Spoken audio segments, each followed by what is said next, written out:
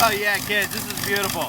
This is a 2000 whatever 3, but listen to this, man. It sounds like a 302 with a set of headers. Okay, that was a little extreme. It sounds like a Honda with a bumblebee muffler. I was kind of feeling it, Yeah. What's going on with that? Alright, enough entertaining myself. Did you see this thing needs an IAC as well? Blah, blah, blah, blah, blah, blah, blah. Anyway, that's just a little treat for you guys.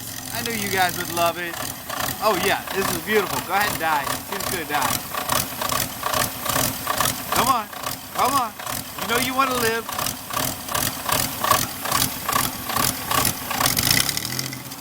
There we go. I think she just has a stuck IAC. Yeah. Runs the same with it off or on. Actually, it sounds good with the IAC unplugged.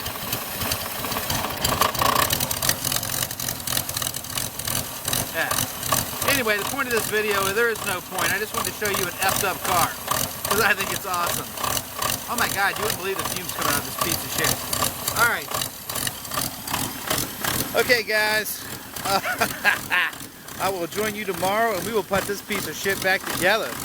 See ya. Good night from the car man.